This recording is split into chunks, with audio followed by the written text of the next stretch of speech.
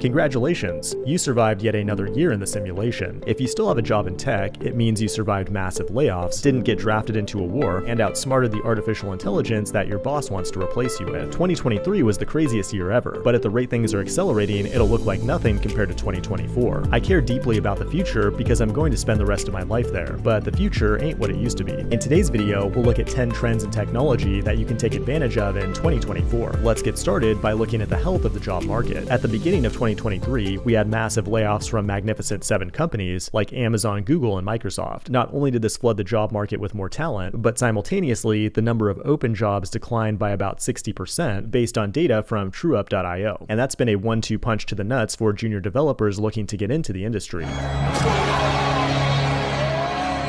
In 2021, we had people working multiple full-time jobs simultaneously thanks to remote work, and you could land these jobs by simply taking a 100-second boot camp. But today, things look a lot different. Managers are still desperately trying to get people back into the office, and you can find all kinds of anecdotes on Reddit about how brutal the job market is right now. It's been a rough year, but there is some hope. If we look closely at the chart, you'll notice that job openings are up 13.8% from earlier this year, and all the big FAANG companies have unfrozen their hiring freezes, although there aren't nearly as many open jobs as there used to be. So I'd be cautiously optimistic about an improving job market going into 2024, but a lot of that depends on the state of the world. We're still in a high interest rate environment, which is not ideal for cash burning startups that need that easy money to hire a bunch of people to grow quickly. Just yesterday, Spotify did its third layoff of the year, where it severed about 1,500 heads, which it blamed on the higher cost of capital. These high rates have also put the real estate market at a standstill, dramatically reducing the total number of transactions because nobody wants to pay $900,000 for a cardboard box with an 8% mortgage. The automotive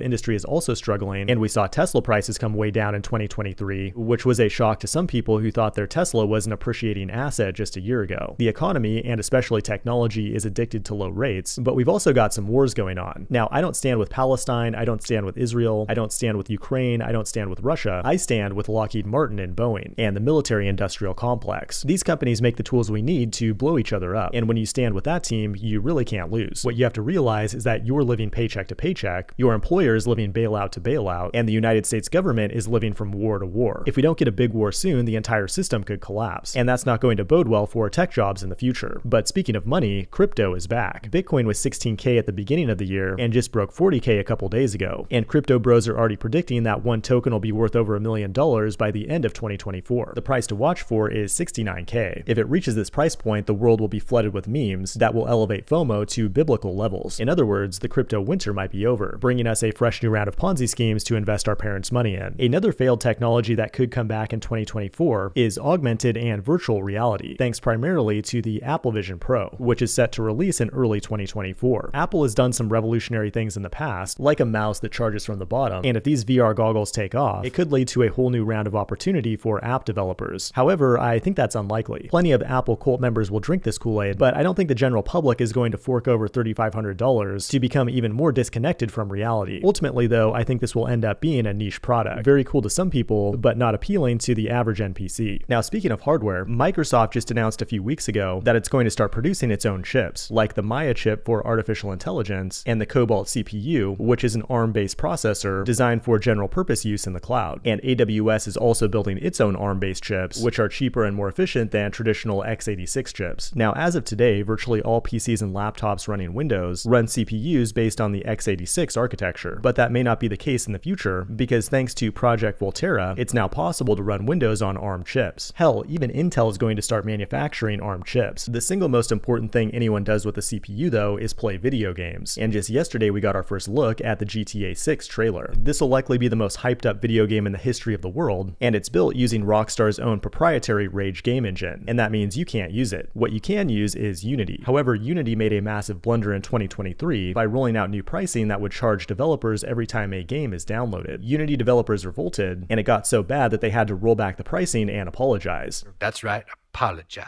Meanwhile, Unreal Engine released version 5.3 with some crazy new features like a procedural content generation framework and its substrate material system that gets almost indistinguishable from reality. Now, Unreal Engine's parent company Epic Games sued Apple a few years ago saying it's a monopoly because it takes a 30% cut on the App Store and doesn't allow alternative payment methods, but it lost that suit and that was held up on appeal in 2023. Epic Games is not giving up though, with a similar ongoing lawsuit against Google. It seems like a long shot, but if they somehow win, it would be huge for indie developers because they could avoid that 30% cut to the big guy by using their own payment processor. But now let's talk about web development. JavaScript land is as crazy as ever, but I think in 2024, people will stop building new JavaScript frameworks because nowadays they all have a similar developer experience with signal-based reactivity, and the race will shift to who can build the best tools for existing frameworks. We're seeing more visual editors and IDEs for frameworks like React, where you can drag and drop components instead of coding them manually. Then you have frameworks like Nuxt, which have built-in dev tools to make life easier, but pretty soon we should have AI writing most of our code. There are tools like Visual Copilot, where you can take a design in Figma and it will automatically write the framework code along with Tailwind styles. In the near future, I think every JavaScript framework will have its own specialized tooling along with its own specially tuned AI for writing useful, accurate code. Whichever framework does this the best will win the web development war for the next 10 years. And I think there will be a lot of opportunity on the web, in part because of trends in mobile development. This trend has been ongoing for many years, but people just don't want to download mobile apps anymore. It's not like 10 years ago when you could develop an app in your mom's basement, have it go viral, and become a millionaire overnight. There are billions of people using smartphones every day, but getting their attention away from established apps is harder than ever. Like as you can see here, most of my screen time goes to Twitter and Discord. When it comes to building mobile apps, not too much has changed, but if you're building cross-platform, we're starting to see more low-code tools that can build for both iOS and Android with a drag-and-drop interface. But now let's talk about low-level systems languages. Rust is still growing incredibly fast, and you can now find Rust code in the Linux kernel. There was some drama with the Rust Foundation earlier this year, and I might get sued for using this logo, but there are some other up-and-coming low-level languages as well, like Zig, the language behind the JavaScript Bun runtime, and also Mojo, a Python superset that can also handle low-level memory management, making it both approachable and extremely performant, an ideal option for AI and machine learning. And finally, that brings us to number 10, the elephant in the room, artificial intelligence. ChatGPT has only been around for a year, although it feels like a lot longer, and most normies out there haven't even touched it yet, but that's going to change over the next few years because we now have Bard built into Google to cannibalize its own search engine. We have Copilot built into Microsoft Office to write all your papers and do all your spreadsheets. An estimated 75% of all stock trading now happens via algorithms, and AI is being weaponized to both launch and defend against cyber attacks. And even our military-industrial complex friends like Palantir are using AI to help blow people up in a more environmentally friendly and equitable way. But things got really crazy with generative image AI. 10 years ago, Ian Goodfellow published a paper proposing the first generative adversarial network. 7 years later, OpenAI brought us diffusion models with DALL-E, but they still sucked pretty hard. But then just 2 years from that point, we get images good enough to make $10,000 a month on OnlyFans. In 2024, a big trend to watch is text to video. Stable Diffusion just released a text to video model, and at the current rate of progress, I predict that by the end of 2024, you'll be able to generate a full-length Bollywood quality movie from your laptop. But none of this will matter if somebody first achieves artificial general intelligence, an AI that can actually think for itself and not just regurgitate and remix things humans have already done. Some people even think this has already been achieved by OpenAI with the leak of QStar. However, there's a French guy that thinks AGI is decades away, and some think it will never be achieved. When that day comes, it could be a great day for humanity. We'll never have to work or think again, and there'll be nothing left to do but indulge in pleasure. On the other hand, though, you may live to see AI-made horrors beyond your comprehension. It could end up being like when Faust made a deal with the devil for unlimited knowledge and pleasure. But once that knowledge is achieved, there's a trade-off in the form of moral and spiritual decline. The AI will have to adjust for this trade-off by creating billions of lab-grown babies, which are now a real thing, then put them into a simulation that has a disproportionate amount of suffering in order to offset the pleasures experienced by the AI. In fact, you might be in the simulation right now. Why else would you be watching a video gaslighting you into thinking you're in a simulation? You'd have to be crazy to think we're not in a simulation right now. But again, congratulations for making it to round 2024. Thanks for watching, and I will see you in the next one.